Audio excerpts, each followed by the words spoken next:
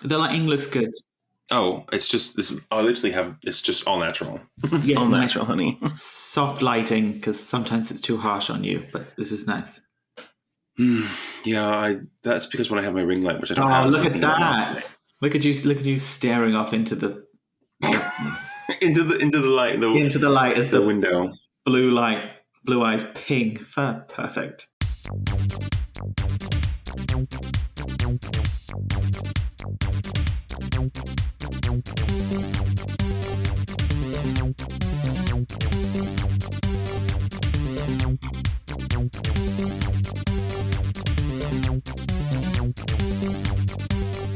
Hello and welcome to Incomplete Geeks, a gay geek podcast where we talk all sorts of gay geekiness. Sometimes we know a lot about what we're talking about. Other times our knowledge is a little bit incomplete. It is. Thank you for joining us. My name is John. I'm your co-host. Over there is your other co-host, Nick. We are here to talk about Secret Invasion. Continuing on Part 3. Part 3 was that little sort of... You know what? That reminds me of when Catherine Hahn was in WandaVision, and she said she had like a specific person to help her like do all the little hand gestures for her spells. Because they're like Hahn didn't do much with her hands, did she? Well, there's that one scene when she's in the basement, whatever. Yeah, everything. It's like everything's choreographed very specifically. Apparently, she like squishes the bird and it turns into like an owl or something. Yeah, everything is intricate. So she probably just used the same hand choreographer that Lizzie would have, right? Because she had a ballet dancer and hand choreographer for Wanda. A hand choreographer for Wanda. A hand choreographer for Scarlet Witch or for Wanda, and a ballet movement coach since Age of Ultron. So, Disney's spending its money well. Of course. I mean, she did have that sort of... Oh, no, that was... Black Widow had like a history of being a ballet dancer. True. So I'm wondering if like all the sorcerers in the MCU have like little hand coaches.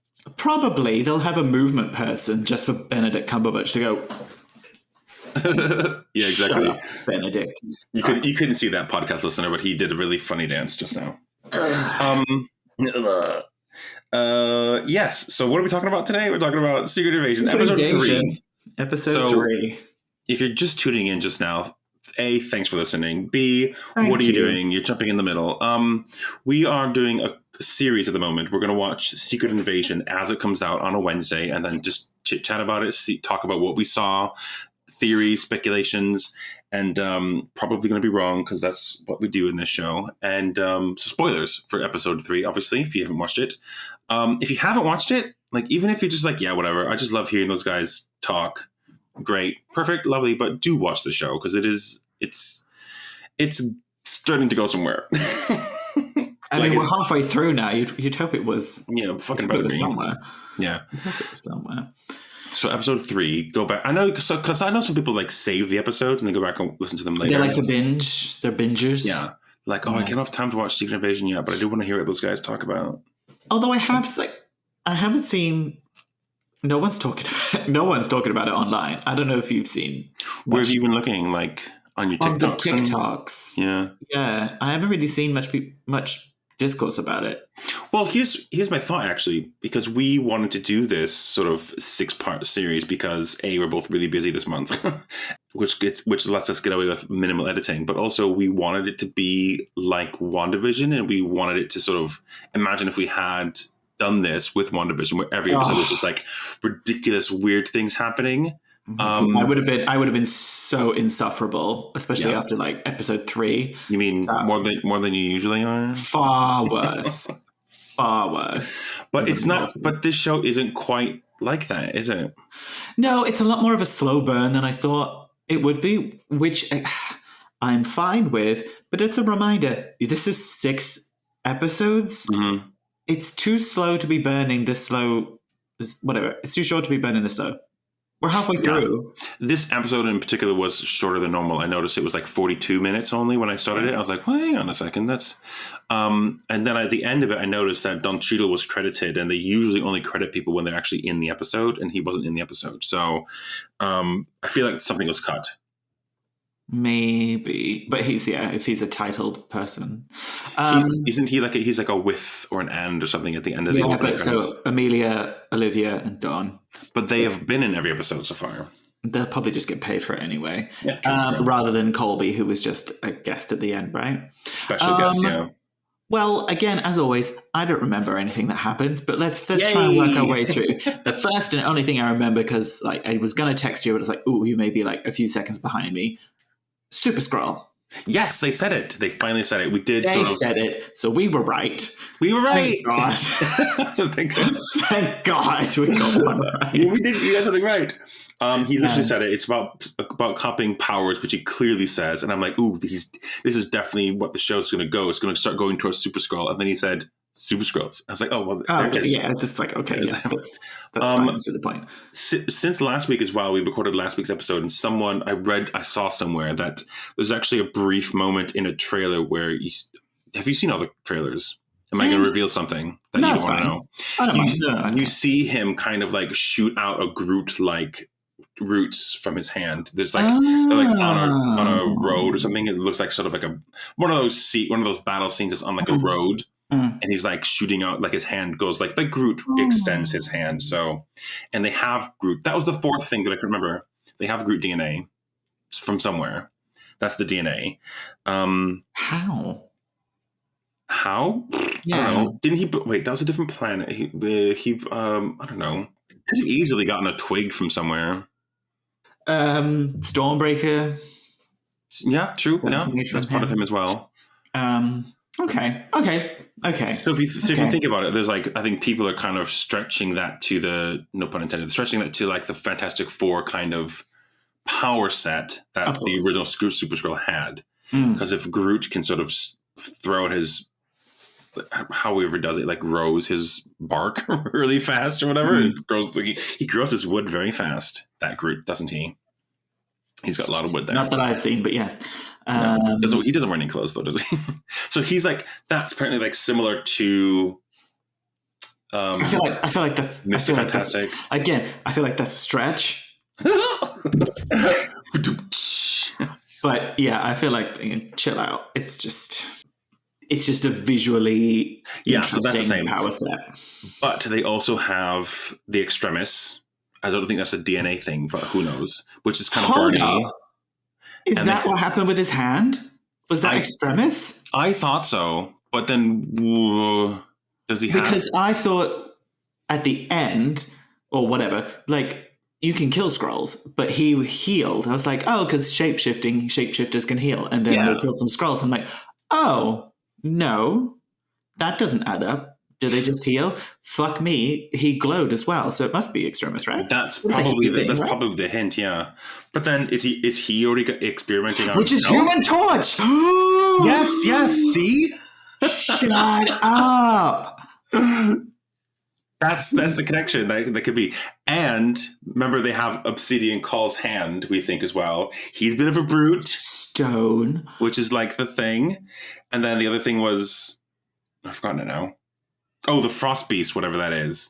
So no idea where that falls in. That's where the theory falls apart. Physical force fields. Force field. Ice force fields. Ice fields? Who knows? I mean, that's a tentative thing, but that's not bad. That wasn't my idea. That's okay. We'll perpetuate it. That's not bad. I like it. I would never have thought about the fact that he's got Extremis already. That he's already got it. Not spelled out. So there you go. Just get to the fights, guys. Let's get some more stuff. You can't. Let's get some CGI action sequences. I want some powers. I know you're saving your budget and your hours so you don't overwork your CGI crew, and which is very important. Very important. Yes. There'll be so many times that you can be like, "Oh, everybody change, cut away, and now we're back." It's like, okay, fine. Yeah, he walks behind like a pillar. Behind a thing, and now I'm a different person. Okay, fine. You don't need to do it every time. Whatever that software is that changes human faces to Skrull faces, they would just have to use that over and over again. Click. Copy paste. So he gets his hand stabbed, and that was a cool bit. When they were talking in the restaurant in the museum thing, I was zoning out because I'm like, I think I'm a bit over Gravik. Like he's not engaging me as much as I hoped he would. I'm not in a good mood, so can't take it personally. But I'm like, he's just kind of like, this is kind of like, Well, this is the first time he got his name right for a start. I know. And then they did the thing where they like all the scrolls stood up, and I'm like, okay, that's cool. Which would have been more impressive if I hadn't seen it like 20 times in trailers before. This is why I should in trailers. Yeah, that's like it's a cool bit because it kind of a cool bit. It's kind of the point of the scrolls that they could be anybody, and then they're all over, they're everywhere, and you don't even know you've already lost. And that's the whole interesting point. Let's get to it. It just seems to be a lot of going back and forth and like people talking about stuff. It's like just do stuff. Yeah, just do some stuff. Some sneaking in and blowing buildings up and fighting and punchy stuff.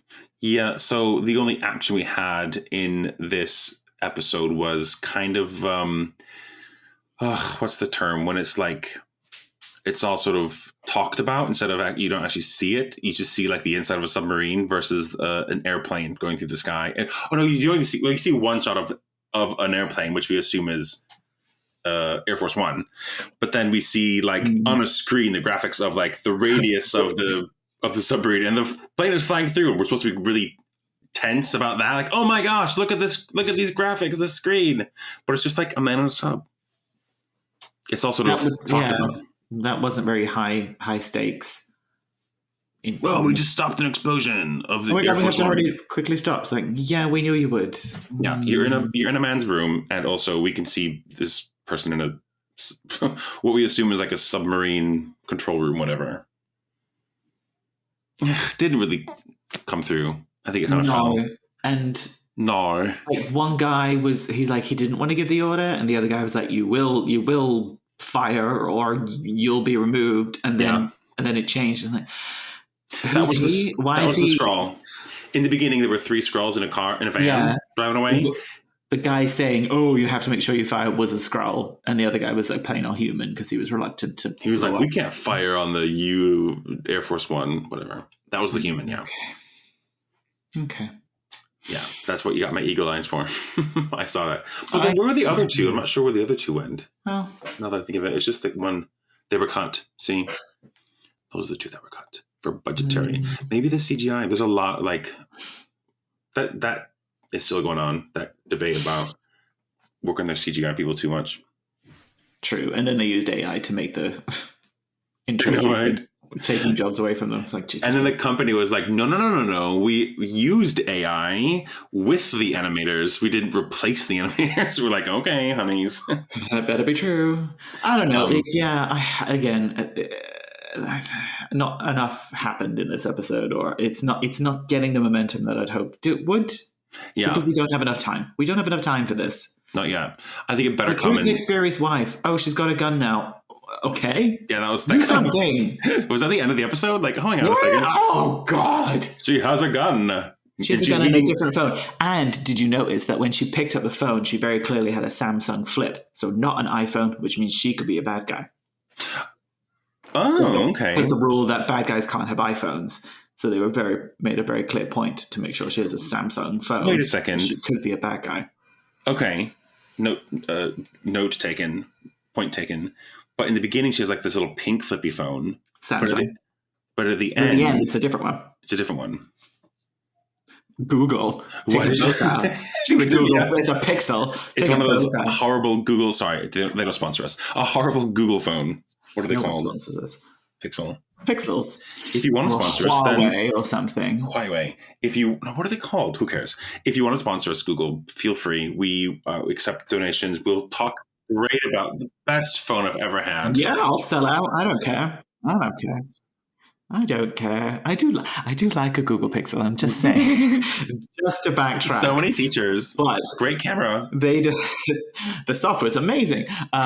They just don't have the stipulation in the contract that bad guys cannot use them. So I feel like that was a clear point, especially in a show that's about espionage. You can't have anyone using an iPhone just in case. Because I didn't stick around to check, but I know a lot of shows on Disney Plus will say at the very end, like promotional consideration provided by Apple, and there's always at least one Apple product in every other episode, you could see like clearly like the back of a laptop with Apple. And I would say if I'm watching with Tom, I'll be like, oh my gosh, I really have an urge to buy an Apple product right now. I have no idea why. It's always there. It's so ubiquitous in our brains now that like, oh yeah, Apple. Sure is. That's what they want. But what else happened? What else happened that was noteworthy? Guy got shot. She did. What's up with that?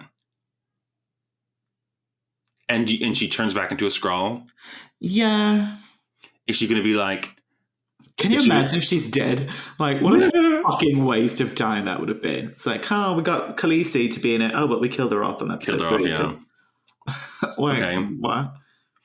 Gravik's clever plan to root out the rat. Use my words. Those are words. But she... Yeah, I mean, it happened so at the end, like, boom, she was shot. And then is she going to be like, at the beginning of the next episode, she's going to turn back into a human, like look around, make sure no one is there, and like pull out like a little book that the bullet hit or something? Yes, that's what I was thinking she would do. Like maybe you return to it when you're like in shock, or she did it on purpose to make it look like it. I don't know. Like she can't be dead. She can't be dead, but the thing is, like, we've not seen her to be that clever yet. She's just anyone to be that clever yet. She's big. Well, I mean, Gravik was a little bit clever because he kind of figured out it was her in a way. But she's just been a double agent. Like, she's not actually sort of doing anything clever. So we'll see if it's like actually believable if she survives. But yeah, so. To give info to her father, who said his own name as Talos. He said Talos. Okay. Yes. I'll stop calling him Talos. Talos. But now I'm thinking, like, did he say Talos or Talos? Oh, Talos. It could be his accent as well. Talos. He'd be Australian. Would probably say Talos. Tyler. Okay, this is riveting for our listeners. Right. Fucking hell. Yeah. So I want her to do something more. I want her to be like actually. Not make a decision, but let's get some clever. I wanted this to whole be like 2 steps ahead. It's like who's playing who, what's actually happening, what's the action. At the moment, they just keep going to diners and like talking and shit. Yeah, the diners are talking. They're figuring out a lead and going to that lead and stopping some crisis or not. He calls Sonia Fallsworth, Olivia Colman again. He's like, hey, girlfriend. She's like, I saw your little bug on my owl hoot. And they just gave him the information? I don't get it. Why? Yeah, she's like, oh no, his name is Bobby blah, and he's in Portsmouth. Give me a file and directions. Okay. I don't understand that. So they drove to Portsmouth, I guess. I did quite like actually seeing who was in, I think it was Nick Fury's wife, who was like walking through London train stations. I was like, I know what that is. Yay. I was doing the same things. Like, London, baby. Earlsfield, Wimbledon, Clapham Junction. I'm like, yes. Let's talk about the wife because I don't know why I should care about her so much right now. Again, no, I don't know why I should care about her because there's just not enough time for it, and they're not giving her enough screen time. Yeah. Because it could be a cool character, but again, it's like, oh, I'm mad because you were gone. It's like, oh well, kiss goodbye. And like that whole argument was a little bit like, you left me and then you left me. It's like, okay, bye. You left me and then you came back and then you left me again. And then she was fine. I don't think she was fine. I don't think that tension has been resolved yet. I think they definitely had to have a word with each other still. So who's she working for? Well, who was on the phone? Who was on the flip phone in the beginning, the pink one, and who was on the phone the second time saying, "Meet me at St. James Church" or whatever it was in an hour. It is confirmed that she was the one from the previous episode who was like, this is Gravik. His parents died. I misunderstood. I thought she was Gravik's mom for some reason. Mother. No. But that is her, Vera, but she goes by Scylla because he calls her Scylla, which then in the credits, she's listed as Priscilla. So it must be like her human name, whatever, I guess. Oh, that makes sense. But yeah, no idea who she's talking to. not even a clue, not even an intrigue enough. Because it's like, if we want to be like, the thing is, like, if she turns out to be a bad guy, like, it's not that much of a stretch for her to be a bad guy. So if she is, we won't care. we'd be like, yeah, okay, she's a bad guy, yeah. Oh my god, Nick Fury has a wife. Oh, she's a bad guy. She's gone. It's like, yeah. That's not a twist. We don't have time with this character. The whole point of this is it's supposed to be people you trusted. Yeah. It's like, oh, here's this brand new character you'd never heard of. Is she good or bad? Ooh, we don't know. Like, that's the point with none of them, because they're, it's the problem with the medium is that they're all like mostly new characters. It's like, ooh, who's the bad guy? It's like, well, you gotta make me give a shit. And it's just, I don't think there's enough time, screen time. Yeah, you're right. Because basically, you're paying for Samuel L. Jackson. You're going to use Samuel L. Jackson, which I get. Yeah, they better use it. I mean, even if we as the viewer are not in on what he's doing, like, we still know that he's a good guy. I mean, the other people that we know already from previous things, Maria Hill, she's dead, episode 1. Rhodey, who's a guest star, who is just sort of said, "I'm not helping you," and is like out.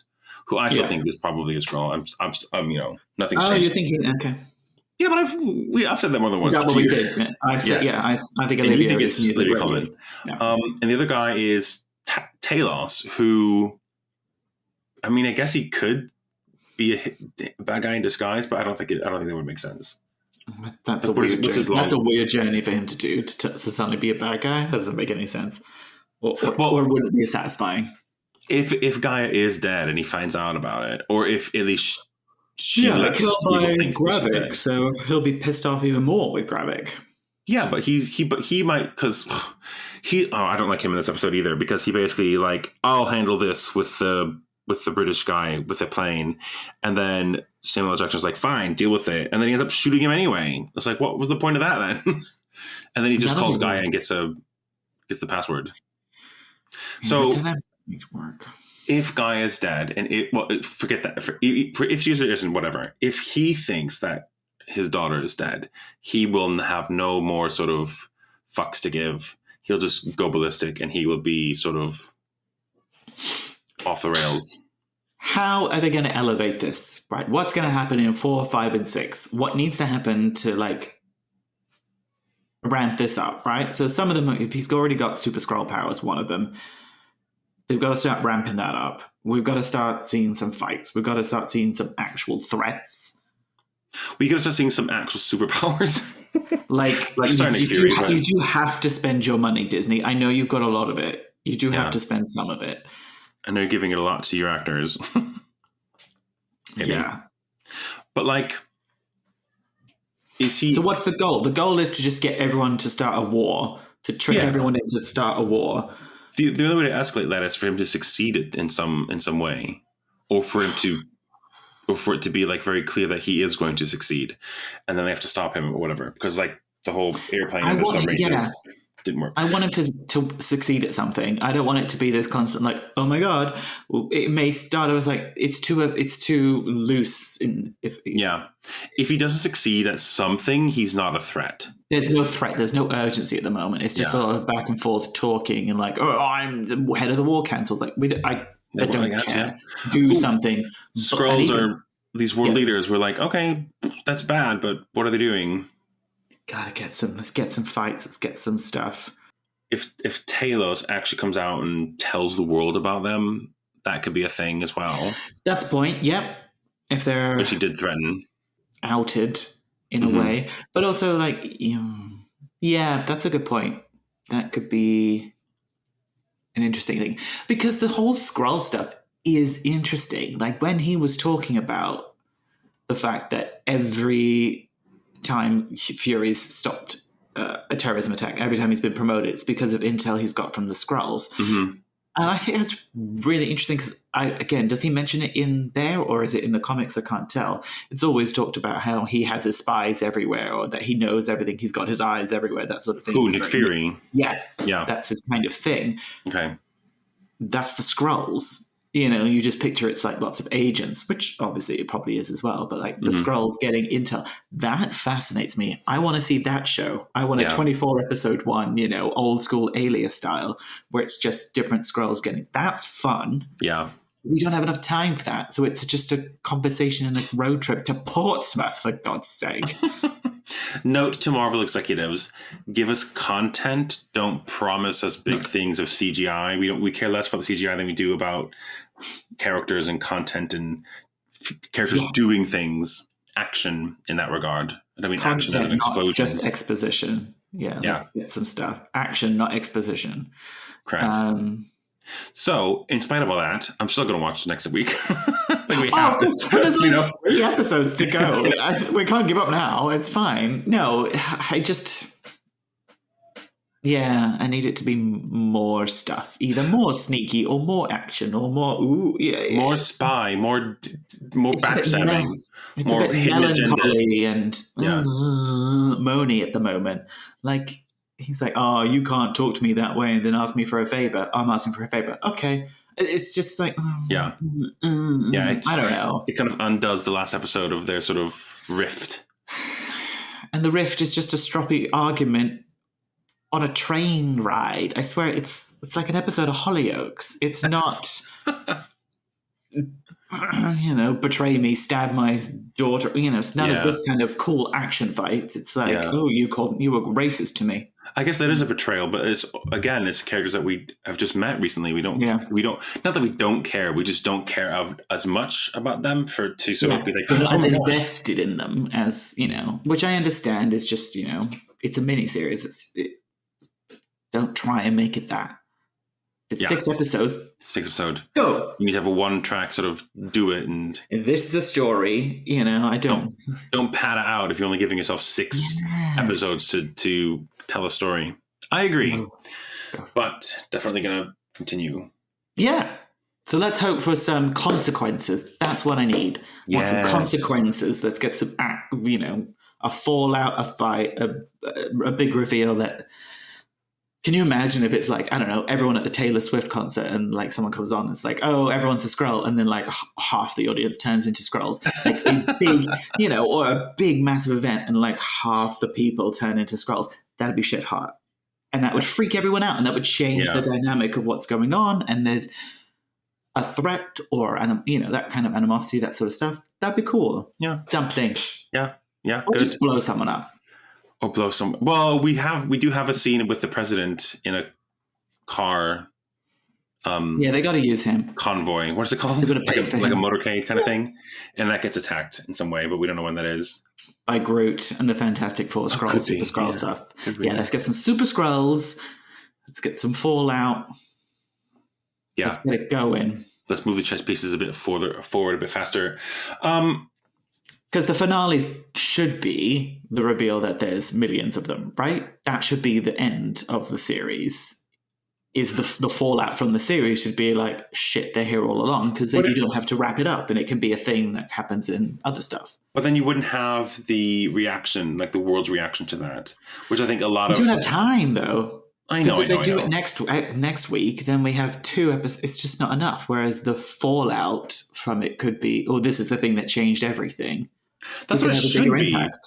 Like this is what we mean when we talk about consequences. Like a consequence is basically Maria Hill dying, but then again, nothing happened with that. There were no sort of real consequences of her dying. Like we're sad, and he hasn't changed his MO. He hasn't changed how he does things. It hasn't completely shifted his character. He's like, "Mom, Sam, I told your mom." Like it hasn't catalyzed anything in terms of the characters or the action, and like. When consequences, because a lot of things happen in some films and some TV shows that are just never mentioned again. But that's just like that kind of is like, well, we're in with this story. We're in for this grand story, this massive soap opera that is the MCU. We want to know what happens, and we want to be invested. And if things don't go anywhere, then we're sort of let down because they didn't go anywhere. We invested so much energy, like the Eternals having this big thing come out of the ocean. Which has been referenced, but it's like, well, what about that? What happened? What's happening with that? Or I don't know, many other things. When it works, when they do it and they do it well, it works well. Like Iron Man's death is talked about forever, and obviously you've got the blip. The blip is talked about, forever, which is brilliant because that would have a huge impact on the whole world. Yeah, which makes sense.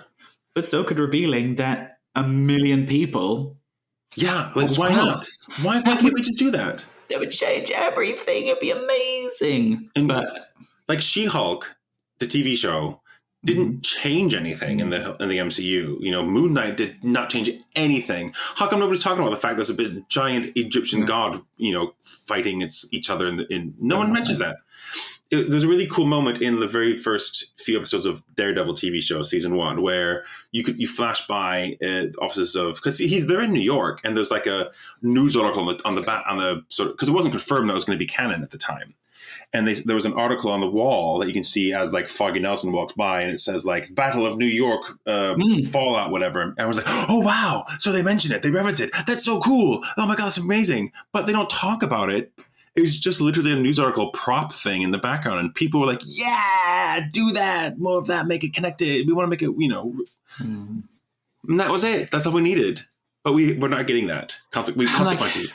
It doesn't have to be, you know, guest stars showing up in every sort of thing. Yeah, but like you said, to see that's nice, that is impacted by what's happened before. So the Battle of New York changed everything. So people have changed how they feel about Superhero. You know, that kind of stuff. Yeah, the Sokovia Accords. Yeah, it feels like... Anyway. We haven't talked much about the episode. We've gone off on MCU, an MCU rant. But I think it's important. Well, important. It's interesting that we went off on that tangent because of this episode. Yeah. But what did we miss? Tell us, dear listener, if you watched episode 3 and there's things that we didn't miss, or something that you saw that we didn't, something you think that we should have pointed out, get in touch. We want to hear from you. You can email us at incompletegeekspodcast@gmail.com or contact us on the TikTok and the Instagram. Our handles there are at incompletegeeks. We'd love to hear from you. Thanks for listening to our rants. Sorry if we got anything wrong or if I missed anything. I do apologize. But you know what? We're not complete geeks. But we are working on it. Thanks for listening. Bye.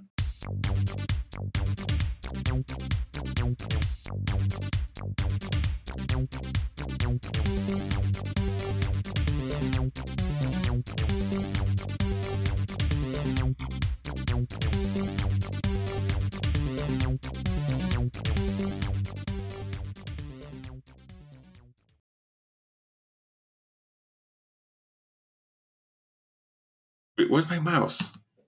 Where the fuck is my mouse?